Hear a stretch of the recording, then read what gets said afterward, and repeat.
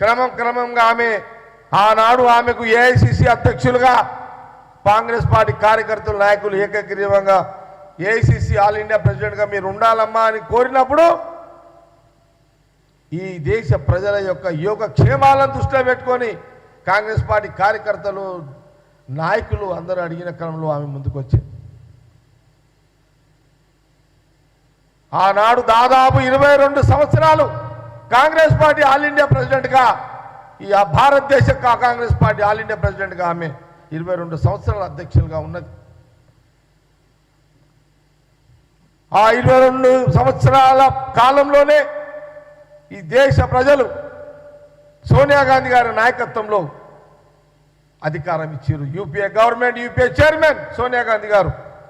ఆ రోజు కాంగ్రెస్ ఎంపీలు అన్నారు, మిత్రపక్షాలు ఢిల్లీలో అందరూ అన్నారు, సోనియా గాంధీ గారు మీరు ప్రధానమంత్రిగా ప్రమాణ స్వీకారం చేయాలని వారిని కోరడము ఎన్ని కోరికలు, ఎన్నిసార్లు వారు కాంగ్రెస్ పార్టీ ఎంపీలే కాదు, కాంగ్రెస్ పార్టీ కార్యకర్తలే కాదు, ఎంటైర్ మిత్రపక్షాలు కూడా సోనియా గాంధీ గారిని ప్రధానమంత్రిగా ఉండాలని కోరడం జరిగింది.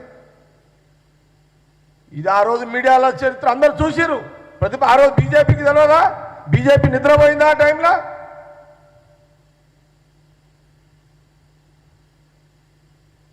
కానీ ఆ రోజు సోనియా గాంధీ గారు కాంగ్రెస్ ఎంపీలు మీతో ఎంత ప్రాధేయపడ్డా, మీరు ప్రధానమంత్రిగా ఉండాలని ఎంత ప్రాధేయపడ్డా, లేదు నేను ఉండను అన్నప్పుడు అప్పుడు రాహుల్ గాంధీ గారిని అడిగారు.